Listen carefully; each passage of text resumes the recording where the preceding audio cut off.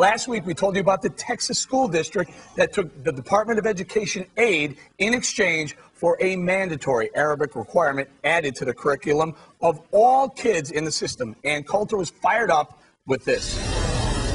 I would like to know how liberals would react if this were a program coming out of the Department of Defense.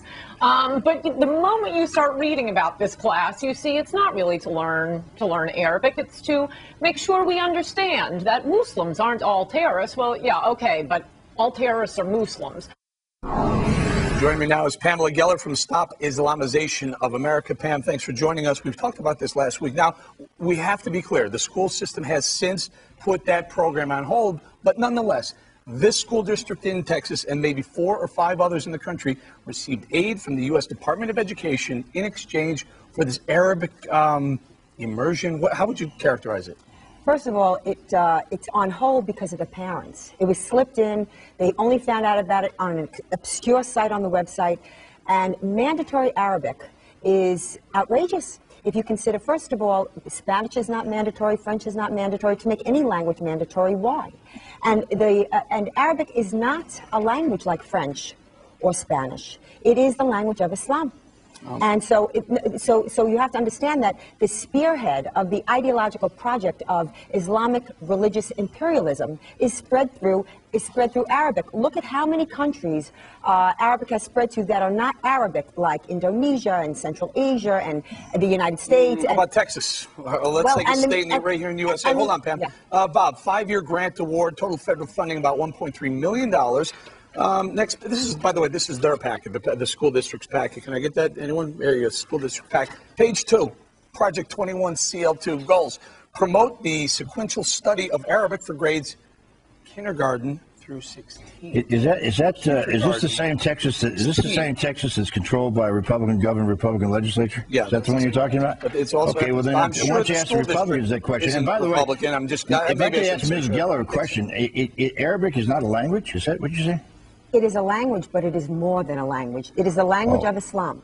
Okay. And it is a spearhead of an ideological project that is deeply opposed to the United States of America. But let me clarify this. On page 5 of this, project objectives develop kindergarten through 6th grade Arabic curriculum maps aligned to national and state standards aimed to provide Arabic instruction to students through the social studies content. It's not a language we're teaching. Who's going to immersing these kids into all speak aspects Arabic of in Texas? Arabic life. Well, I mean, the only thing you could speak Arabic. There may be a restaurant there that sells falala, whatever you call it. Then why do it, Bob? Then why take the money, Joey? Why take the money if this isn't a plan to introduce Arabic and Islam into a school district in Texas? Why take the money? Well, I can't speak for the school district, but what I will say is this. I think as a general rule of proposition, forcing anything upon anybody is inappropriate. That should not happen. If they want to make it so that it is an elective and students and parents can collectively choose it, I am all for it. I know it was not. And as a result of that, I would have to say I would oppose. If it were an elective, I'd be all with it. However, immersing me and forcing me to do it, I have problems with it no matter what. Is this some great conspiracy you think that's going on to take over the United States? Is that what's going on now? It's concerning to me. I have a 12-year-old kid, and the last thing I want him to do is have a mandatory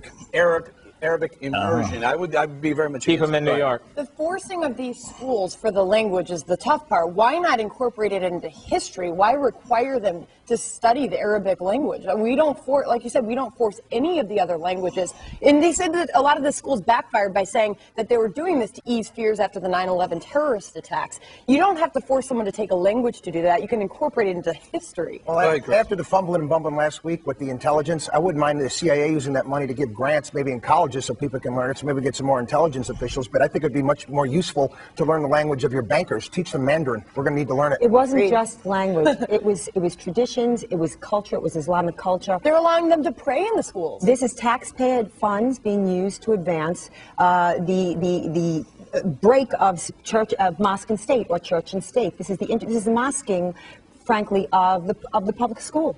And the parents were right to be outraged. It was done without their knowledge, and I have not seen this done anywhere else. And this is not a partisan issue. San Diego. But let's be fair about it, because let's be fair. To pray in public schools.